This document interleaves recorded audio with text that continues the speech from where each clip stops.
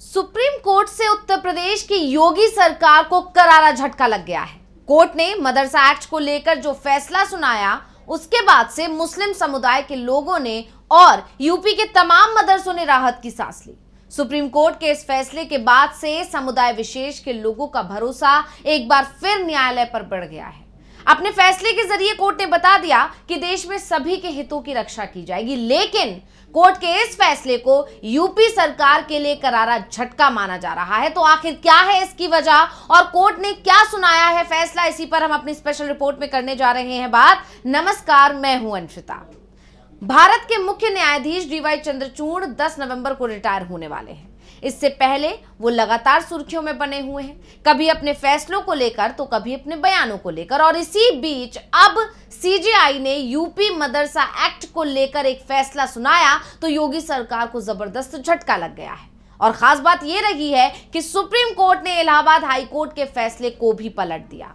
तो क्या था एक्ट में, इस पर भी चर्चा करेंगे। पहले ये जानते हैं कि सुप्रीम कोर्ट में सुनवाई के दौरान आखिर हुआ क्या। तो सुप्रीम कोर्ट में यूपी मदरसा शिक्षा बोर्ड अधिनियम 2004 पर सुनवाई हुई और कोर्ट ने फैसला सुनाते हुए मदरसा एक्ट की वैधता को बरकरार रखा।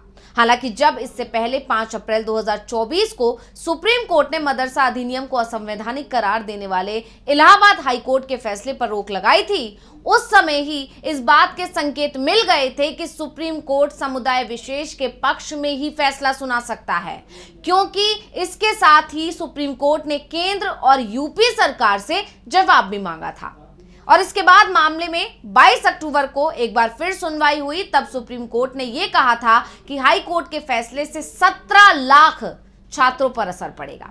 छात्रों को दूसरे स्कूल में ट्रांसफर करने का निर्देश देना ठीक नहीं है। देश में धार्मिक शिक्षा कभी भी अभिशाप नहीं रही है, क्योंकि धर्मनिरपेक्षता का मतलब है जियो और जीने दो। और इसके बाद chief justice DY Chandrachud, justice JV Pardiwala और जस्टिस मनोज मिश्रा की बेंच ने पूरे मामले में सुनवाई करके अपना फैसला सुरक्षित रख लिया था। अब ये जान लेते हैं कि ये मामला कोर्ट तक पहुंचा कैसे। तो आपको बता दें कि मदरसा अजीजिया इजाजुल उलूम के मैनेजर अंजुम कादरी और अन्य के इलाहाबाद हाई कोर्ट के फैसले को सुप्रीम कोर्ट में चुनौती दी गई थी, क्योंकि 22 मार्च को हाई कोर्ट में जब इस मामले में सुनवाई हुई तब लखनऊ बेंच ने 86 पेज का फैसला सुनाया था।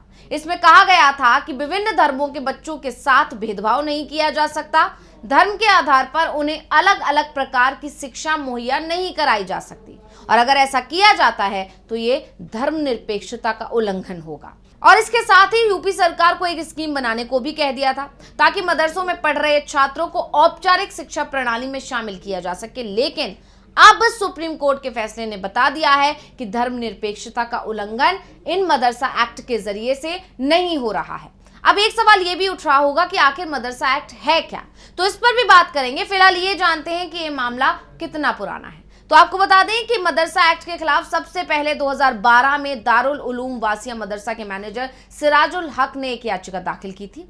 फिर 2014 में माइनॉरिटी वेलफेयर लखनऊ के सेक्रेटरी अब्दुल अजीज, 2019 में लखनऊ के मोहम्मद जावेद ने याचिका दायर की थी। इसके बाद 2020 में रैजुल मुस्तफा ने 2 याचिकाएं दाखिल की थी। 2023 में अंशुमान सिंह राठौड़ ने याचिका दायर की थी। सभी मामलों का नेचर एक था, इसलिए हाई कोर्ट ने सभी याचिकाओं को मर्ज कर दिया था और फैसला सुनाया था, जिसे अब सुप्रीम कोर्ट ने बदलकर यूपी सरकार को करारा झटका दे दिया है। तो अब ये जानना भी जरूरी है कि आखिर मदरसा कानून है क्या। आपको बता दें कि उत्तर प्रदेश में साल 2004 में यह कानून बनाया गया था। इस अधिनियम ने उत्तर प्रदेश मदरसा शिक्षा बोर्ड की स्थापना की, जो राज्य में मदरसों के प्रशासन और कामकाज की देखरेख के लिए जिम्मेदार एक वैधानिक निकाय है। इसके तहत मदरसा बोर्ड का गठन किया गया था। इसका मकसद मदरसा शिक्षा को सुव्यवस्थित करना था। इसमें अरबी, उर्दू, फारसी, इस्लामिक स्टडीज, तिब्ब, ट्रेडिशनल मेडिसिन, फिलॉसफी जैसी शिक्षा को परिभाषित किया गया है। तो अधिनियम का पहला मकसद मदरसों में एक संरचित और सुसंगत पाठ्यक्रम सुनिश्चित करना है, जिससे शैक्षणिक गुणवत्ता और मानकों को बढ़ावा मिले। इसका उद्देश्य धार्मिक शिक्षा को सामान्य विषयों के साथ इंटीग्रेट करना है, जिससे छात्रों को इस्लामी और समकालीन ज्ञान दोनों से लैस किया जा सके। बोर्ड में एक अध्यक्ष, उपाध्यक्ष और सदस्य होते हैं, जिनमें इस्लामिक स्टडी के एक्सपर्ट और शिक्षा विभाग के प्रतिनिधि शामिल होते हैं। बोर्ड एक ऐसा पाठ्यक्रम तैयार करने के लिए जिम्मेदार है जो धार्मिक अध्ययनों को विज्ञान, गणित और भाषाओं जैसे सामान्य विषयों के साथ संतुलित करता है। ये मुंशी और मौलवी परीक्षाओं सहित विभिन्न स्तरों के लिए परीक्षाएं आयोजित करता है और अन्य शैक्षिक निकायों द्वारा मान्यता प्राप्त प्रमाण पत्र प्रदान करता है। बोर्ड उन मदरसों को मान्यता प्रदान करता है जो शैक्षणिक और प्रशासनिक मानकों को पूरा करते हैं। ये शैक्षिक गुणवत्ता बनाए रखने के लिए मदरसा शिक्षकों की ट्रेनिंग, भर्ती और मूल्यांकन की देखरेख भी करता है। तो राज्य में जब मुलायम सिंह की सरकार थी तब ये एक्ट आया था, लेकिन इसका विरोध शुरू हुआ तो मामला कोर्ट पहुंचा। लेकिन अब सुप्रीम कोर्ट ने मदरसा एक्ट की वैधता को बरकरार रखा है। ऐसे में सुप्रीम कोर्ट के इस फैसले ने योगी सरकार के साथ साथ तमाम बीजेपी शासित राज्यों की टेंशन बढ़ा दी है, क्योंकि विपक्ष लगातार ऐसे आरोप लगाता है कि बीजेपी शासित राज्यों में समुदाय विशेष को निशाना बनाया जाता है, और जब योगी सरकार ने मदरसों का सर्वे करवाया तब इन आरोपों को बल और मिल गया। दरअसल यूपी सरकार को सामाजिक संगठनों और सुरक्षा एजेंसियों से इनपुट मिले थे कि अवैध तरीके से मदरसों का संचालन किया जा रहा है, और इस आधार पर उत्तर प्रदेश परिषद और अल्पसंख्यक मंत्री ने सर्वे कराने का फैसला लिया था।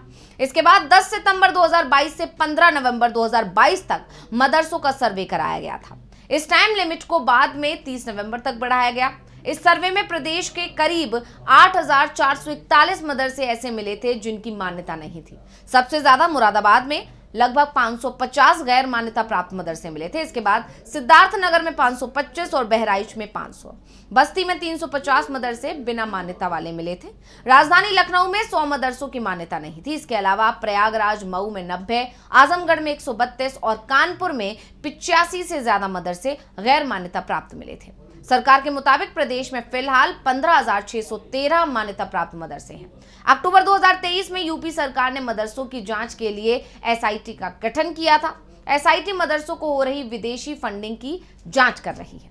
सिर्फ यही नहीं, असम के सीएम हिमंता बिस्वा शर्मा अक्सर ही समुदाय विशेष को लेकर बयानबाजी करते ही रहते हैं। ऐसे में अब जब सुप्रीम कोर्ट ने कहा कि धर्मनिरपेक्षता का मतलब है जियो और जीने दो, तो अब यह माना जा रहा है कि सुप्रीम कोर्ट बीजेपी शासित राज्यों की सरकार की मनमर्जी पर लगाम भी कस सकता है। इसलिए यूपी सरकार और दूसरी बीजेपी या एनडीए सरकारों के चेहरे का रंग उड़ गया है। तो अब ये माना जा रहा है कि अगर और भी ऐसे मामले उठे और वो मामले भी सुप्रीम कोर्ट पहुंच गए, तो ऐसे में अब बीजेपी शासित राज्य ये मानकर चल रहे हैं, और उनकी टेंशन की बड़ी वजह ये कि अगर इस तरह के और मामले उठे या इस तरह का कोई मामला सामने आया जिसमें ये दावा किया गया, जिसमें आरोप लगाया गया कि सरकार की तरफ से विशेष समुदाय के लोगों को निशाना बनाया जा रहा है, तो ये मामले अगर सुप्रीम कोर्ट पहुंचेंगे तो उन मामलों में भी सरकार के खिलाफ, यानी कि बीजेपी शासित राज्यों की सरकारों के खिलाफ फैसला आ सकता है। इसको लेकर अब चिंता बढ़ गई है, और इसीलिए कहा जा रहा है कि इस फैसले ने, यानी सुप्रीम कोर्ट के इस फैसले ने सरकार के चेहरे का रंग उड़ा दिया है। तो ये जानकारी आपको कैसी लगी, हमें कमेंट करके अपनी राय जरूर बताइएगा। इसी के साथ मुझे दीजिए इजाजत। देखते रहिए DV लाइव। नमस्कार।